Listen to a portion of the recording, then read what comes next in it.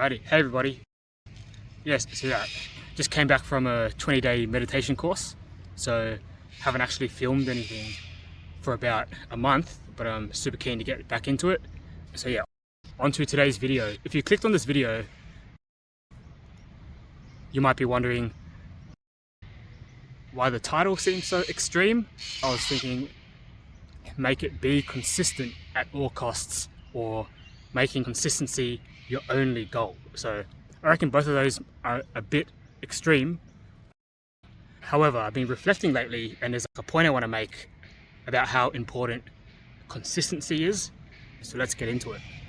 I was thinking about the recent videos I've been making. I've been presenting like different strategies to stay resilient and competitive and relevant with respect to work and life decisions. I think they're really effective strategies, but what happens if someone watches it and they agree with it and they know all of it, however, they just don't implement it? And I was like, yeah, that would really suck, because then it's like you have all the tools, you know about the tools, you know what you should do, but there's something stopping you from doing what you should do. And therefore I was like, the ultimate skill or the ultimate habit or ability is to take action, right? And then it's not only taking action once or twice when we're inspired or when we have the motivation or when the conditions are right. It's like taking action consistently. There's no point applying deliberate practice once or twice and then 2 weeks later you don't do it. There's no point going to the gym a few times with a goal in mind, a health goal or a fitness goal in mind, and instead of going consistently, you do it like a couple times a month and you know about all the techniques and all the trends and all the theory. But if there's no consistent practice, then going to be no opportunity for growth, no opportunity for improvement, and there's no cause for the results to come.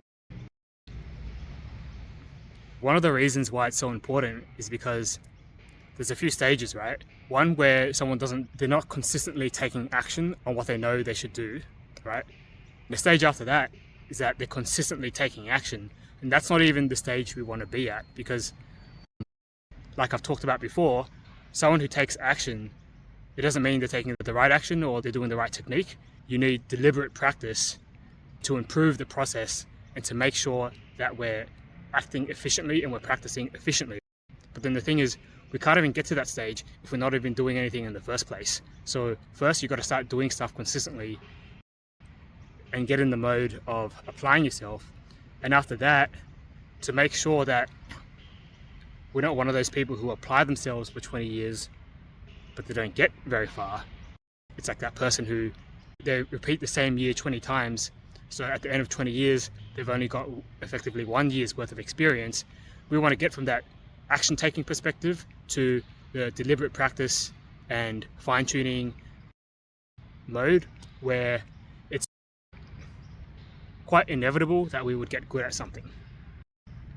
But anyway, I'm talking about getting from 0 to 1, from doing nothing to being able to do something, and from there, I feel like it's easy. It's not necessarily easier, because if you keep doing something and you're stuck in your own ways for so long, it's harder to get from 1 to 2. But in any case, I want to talk about getting from 0 to 1 to actually doing something, right? I reckon that is something really important to be aware of and to prioritize. I reckon for different people, there's different reasons why they're not as consistent as they want to be, or as I guess they should be. And so therefore there'd be different methods or conditions for them to get to that stage. However, my point is, if we're not at the stage where we can be consistent with something or with a habit we want to develop, I think it's really important to prioritize it. The first idea is we can't really rely on motivation, because it's liable to come and go. And if it's the only thing we rely on, then we do it on the days where we feel inspired and motivated. But on the days that we don't, we just don't do it. So only relying on motivation is not a sound strategy. There are other factors apart from inspiration that get people to take consistent action. One example, if any of us wants to go to the gym, we have to develop that habit, and it's not necessarily an easy habit to develop. If we're only relying on motivation, we might not feel inspired every day. However, if you look at someone going to work a 9 to 5, especially they're rocking up to the office every day, or if you look at a high school student, they go to school every day. Like, they're actually taking consistent action. Like, they're actually doing something which is pretty hard. It's less appealing to go to work every day to a job that you don't like, let's say you don't like it, than it is to go to the gym 1 hour every day, assuming you had time.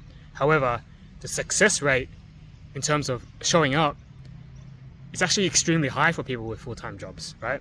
And I'm pretty sure not all of them are inspired and they're motivated, right? So there is something causing them to be consistent.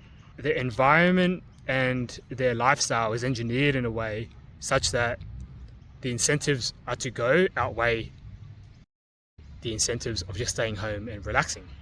It's like there's a social expectation to go to work. There are consequences if you don't apply for leave and you just not go to work. There are negative consequences built into it. And it's same like when we used to go to school, man. Like, even the kid who doesn't like going to school, like, they often still have to go. So I guess my point is, it's worth engineering and designing our life such that the incentives are to do the things we want to do. And that involves the environment, it involves systemized accountability and positive and negative incentives, right?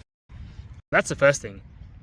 And then there's an idea I learned in a course I took a while back where it's like, you should use your motivation to design your environment and your lifestyle so you don't have to rely on your motivation. So a lot of upfront effort gets into designing your environment and architecting your lifestyle so that we don't have to then rely on our motivation to perform the action, because the lifestyle and the environment and all the measures we've taken place just happens. I often go on meditation retreats. We meditate 10 hours a day, right? The schedule is set up such that it's only meditation, and there's meal times, there's a bit of rest time, and there's a discourse at night time. And it just happens that we're doing something really hard for 10 days in a row, or more than that if you go on a long course. However, when we go home, it's much harder to even maintain a practice, especially when you start. So a lot of people, when they go on retreat, it's easy to do something consistently, but then when you go home, it takes a while to build up the habit. And a big part of building the habit is knowing other meditators. It's going to group sits where people meditate together throughout the week. It's about just getting in that environment and having a bit of accountability until the habit is established. But yeah, it's just like a big contrast, like with the school example, with the work example, say going to meditation retreats kind of thing. It's like there are contexts and environments we find in where we just do the hard thing. And then there are contexts where we're out of that environment and we want to continue doing that thing, and it's much harder. And a lot of it is to do with, I would say, environment and our surroundings as opposed to mere inspiration, right? I feel like there is a stage, a critical point that you pass where the habit is just it's just so firmly ingrained that it just happens. I meditate 2 hours a day, and it's just something that's a given that happens. I don't really rely on motivation or inspiration. I've been doing it since the beginning of 2019, like extremely consistently. But I would say if someone's developing the habit, I wouldn't bank on it just happening. I would bank on designing and architecting your different factors rather than just the desire or the want to have a habit. The point was, put your motivation and put your energy into different factors so that you don't have to rely on your motivation for different things in life. As I said at the beginning, I think it's so damn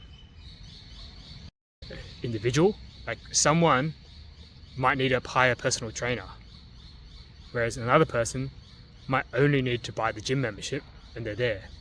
Some people might need to go to group classes rather than working out themselves.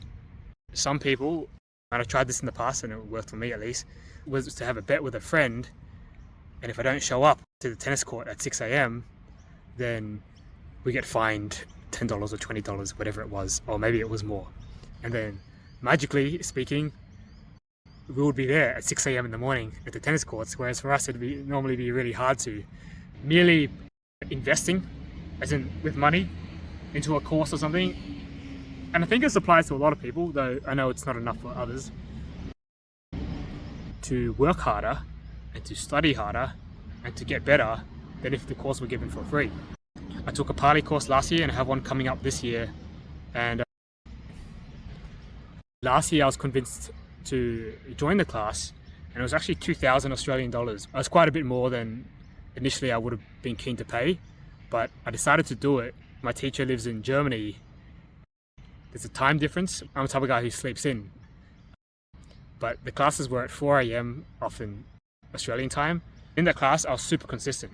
I normally snooze my alarm and everything, but in this case I was just up, bang. I would wake up, go downstairs, open my laptop, go on Zoom, and I'd go to class, and I'd be studying really hard after class to make sure I got my money's worth. So it really depends. But yeah, environment, accountability, social pressure, putting some skin in the game, investing money might help. Depending on the person, getting a personal coach or even going to therapy kind of thing, having those kind of interventions would help. But I think it's so important to get to the stage where we can be consistent, because that's not even the stage we want to be at. It's a prerequisite, because after we hear about something good or we hear someone say something worth considering, and then we're just like, okay, let me try that. But then if we're not in the stage where we're trying things and we're doing things, you can't make the most out of it. Maybe for some it involves moving to a different city or moving nearer to a community where that desired behavior is the norm, and then it becomes easier. Yeah, that was my rant for the day. That was my idea for the day. I've got quite a few other video ideas I'm keen to upload in the next few weeks. Pretty excited about filming them. There are a few conversations I want to have with friends, experimenting with those kind of things, and also another one about using technology to record my goals and stuff on my computer. So I want to share that with you guys. But anyway, for today, that's about it. And the message is become consistent. Take action consistently at all costs.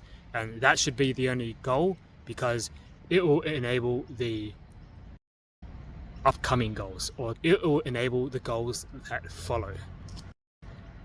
Anyway, take care, and I will see you guys next time.